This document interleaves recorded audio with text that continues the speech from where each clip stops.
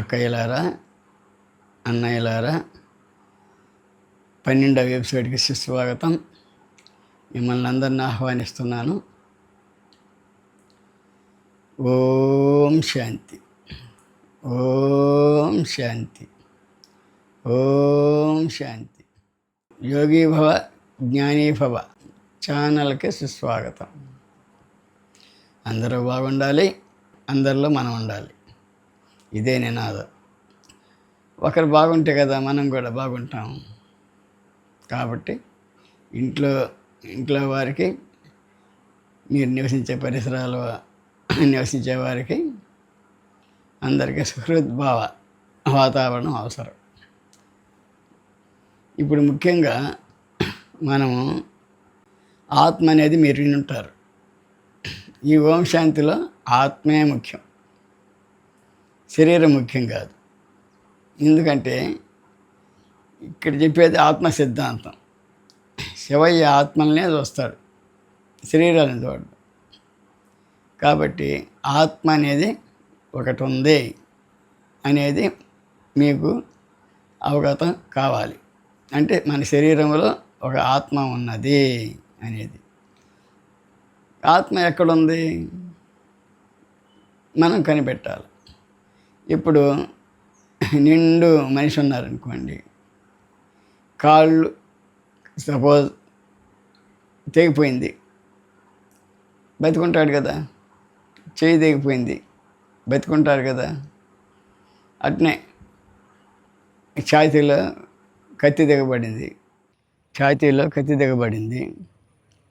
Hospital పోయిన దాకా బతుకుంటాడు కదా. ఆ తర్వాత ఇప్పుడు ఆత్మ ఎక్కడుంది మనం కనుక్కుంటున్నాం. తల తీసేసాం మెడ నుంచి, అప్పుడు బతుకుంటాడా చెప్పండి? బతుకుంటాడా లేదా? బతకడు. కాబట్టి ఆత్మ ఎక్కడుంది? మన తలలో ఉంది. తలలో ఎక్కడుంది? బురుకుటి, బురుమధ్యం తెలుసా మీకు? బురుకుటి ఏంటి, బురుమధ్యం ఏంటి? బురుకుటి, బురుమధ్యం అంటే రెండు కనుబొమ్మలు ఉన్నాయి కదా, వాటి మధ్య బొట్టు ఎక్కడ పెడతారు? కొందరు ఇక్కడ పెడతారు, అక్కడ కాదు, రెండు కనుబొమ్మల మధ్య పెడతారు.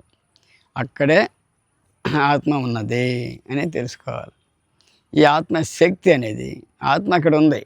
ఆత్మశక్తి అనేది ఏంది? శరీరం అంతా ప్రకాశం అనేది పాకిపోయి ఉంటుంది. ఎందుకని? మనం ఎక్కడికి ముళ్ళు తీసుకోండి, ఎక్కడ కూర్చున్నా ఏముంది? బాధ కలగద్ది. ఏ పార్టీలోకైనా బాధ కలగద్ది. కాబట్టి ఆత్మ అనేది ఎక్కడ ఉంది అనేది తెలుసుకుంటే, బృకుటి భ్రూమధ్యమున ఉంది. అంటే భ్రూ అంటే రెండు కనుబొమ్మల మధ్య. దీని గురించి ఇంకా ప్రత్యేకమైన పాఠంలో చెప్తాను. తలమస మధ్య భాగాన ఈ ఆత్మ అనేది ఉంటుంది. ఇది దేదీప్యమానంగా ప్రకాశిస్తూ ఉంటుంది. అయినా కంటికి కనపడదు. దెయ్యాలు కంటికి కనపడతాయా? ఎవరో చెప్తారు కంటికి కనపడతాయని. కానీ దాంతో అంత నిజం లేదు. ఆత్మ అనేది సూక్ష్మ బిందువు. ఒక పాయింట్. ఆత్మ అనేది ఒక పాయింట్, ఒక నిప్పురవ. మీకు అర్థం కాదు, నిప్పురవ కంటే చిన్నదే. మీకు అర్థమయ్యేదానికి ఆ నిప్పురవ అనేది చెప్తున్నాను. ఆత్మశక్తి అంత శరీరం అంతా పాకుతుంది. ఆత్మ మాత్రం కంటి భ్రూమధ్యమున, అంటే రెండు కనుబొమ్మల మధ్య ఉంటుంది. ఇప్పుడు ఉదాహరణకి ఆత్మ లేకపోతే ఏమనుకున్నాము? ఆత్మ వెళ్ళిపోయింది, అప్పుడు ఏమవుద్ది? ఆత్మ వెళ్ళిపోతే ఏమవుద్ది? శరీరం పడిపోతుంది, అంటే చలనం లేకుండా పడిపోతుంది. దీన్నే మరణం అంటారు. కాబట్టి ఆత్మ అనేది తలలో రెండు కనుబొమ్మల మధ్య ఉన్నది అనేది మనం పక్కా చేసుకోవాలి. ఈ ఓం శాంతి కార్యక్రమంలో ఇదంతా ఆత్మ చుట్టూ తిరుగుతుంది. ఆత్మ చుట్టూ, పరమాత్మ గురించి తర్వాత చెప్తాను. కానీ ఈ ఆత్మ అనేది రెండు కనుబొమ్మల మధ్య ఉన్నది అనేది మీరు రూఢి చేసుకోవాలి, నిశ్చయం ఉండాలి. శివయ్య మనకి చెప్పేటప్పుడు ఆత్మలనే చూస్తాడు. శరీరం అనవసరం, శరీరం ఆయన్ని చూడడు. ఆత్మలకే బోధ చేస్తాడు. దీన్ని ఏమంటారు? ఆత్మ సిద్ధాంతం. దీన్ని ఆత్మ ప్రబోధం. ఆత్మ యొక్క సిద్ధాంతం. ఆత్మలతోనే మాట్లాడతాడు. ఇది ఆత్మీయత. ఆత్మీయత అంటే వేరు, ఇది ఆత్మీయత. ఆత్మీయత అంటే ఆత్మ అనేది శాశ్వతం, అవినాశి, ఎప్పుడూ ఉంటుంది. ఈ ఆత్మే 84 జన్మల చక్రంలో పరిభ్రమిస్తూ ఉంటుంది అనేది. 84 జన్మలు అంటే ఏంది? సత్యయుగంలో 8 జన్మలు, త్రేతాయుగంలో 12 జన్మలు, ద్వాపరయుగం 21 జన్మలు, కలియుగం 42 జన్మలు. ఈ ఇంకోటి ఉంది. ఈ జ్ఞానంలో వచ్చాననుకో, అది ఒక జన్మ. అంటే మారిళ్ళ భక్తి మార్గం నుంచి జ్ఞాన మార్గంకి వచ్చాం. అప్పుడు ఎన్ని జన్మలు? 8 + 12 + 21 + 42 + 1 84. ఈ 84 జన్మల్లో ఆత్మ తిరుగుతూ ఉంటుంది. ఒక జన్మకి శరీర రూపురేఖలు మారిపోతాయి. ఇప్పుడు ఈ జన్మలో మనకేంది? ఈ రూపం ఉంది. మళ్ళీ వచ్చే కలియుగంలో ఇదే కాలానికి ఈ మొక్కట్లే ఉంటాయి.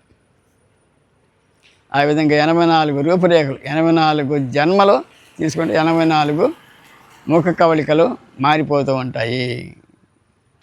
ఇప్పుడు బ్రహ్మబాబా కలియుగంలో ఏంది?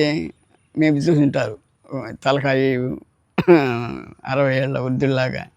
మళ్ళీ సత్యయుగంలో ఏంది? కృష్ణుడిగా మారుతాడు. మమ్మ కూడా కలియుగంలో మమ్మ ఫోటో మీకు తెలుసు. ఆ మమ్మ తర్వాత కృతయుగంలో లేదా సత్యయుగంలో లక్ష్మిగా మారుతుంది. లక్ష్మి కూడా అసలు రూపం అది కాదు, గురిన చిత్రాలు గీస్తారు. కానీ మమ్మ అని బ్రహ్మబాబాని చూసాం అందరం. మనం చూడకపోయినా మన పెద్దలు చూశారు. కాబట్టి ఈ ఆత్మ సిద్ధాంతం అనేది చాలా శాశ్వతం. ఆత్మ అవినాశి అయినది. కాబట్టి శరీరం అశాశ్వతం. శరీరం ఎంత ఉంటుంది? 2-3 ఏళ్ళు శవం అనేది ఉబ్బిపోద్ది, తర్వాత భూమిలోకి వెళ్ళిపోద్ది. భూమిలో పోయిన తర్వాత మట్టిలో కలిసిపోతుంది. అదే ఆత్మ అనేది ఏంది? అవినాశి, ఎప్పుడు ఉంటుంది. పరమాత్ముడు ఉన్నప్పటి నుంచి పరమాత్మ ఎంతకాలం ఉంటాడో ఆత్మ కూడా అంతే. ఎందుకంటే పరమాత్మ బిడ్డలం, మనం ఆత్మలం. ఆయన కూడా పరమాత్మే, ఆయన కూడా ఆత్మే. అయితే ఆయన సూపర్ స్టార్, ఆయన పెద్దదేమన్నాడు. ఆయన కూడా మనలాగానే ఉంటాడు, చిన్న బిందువులాగా. అయితే సర్వజ్ఞుడు, మనలాగానే ఆత్మలాగానే ఉంటాడు. పెద్దది కాదు, చిన్నది కాదు, మనలాగానే. అయితే సర్వశక్తివంతుడు. ఆయన ఏంది? సర్వశక్తివంతుడు. సృష్టిని నడిపిస్తాడు. బ్రహ్మ, విష్ణు, శంకరుడు ఆయన ప్రతినిధులు. బ్రహ్మ, విష్ణువు, శంకరుడు ఆయన ప్రతినిధులు. శంకరుడు వేరే, మరి శివుడు వేరే. శంకరుడు వేరే, మరి శివుడు వేరే. ఇది మేము చెప్పిన విషయం కాదు, యథాతథంగా శివయ్య మాకు చెప్పిన బోధామృతం. తదుపరి భాగం కోసం సబ్స్క్రైబ్ చేసుకోండి. ఈ జ్ఞానాన్ని మీ మిత్రులకు షేర్ చేయండి, మీకు ఇంకా పుణ్యం వస్తుంది.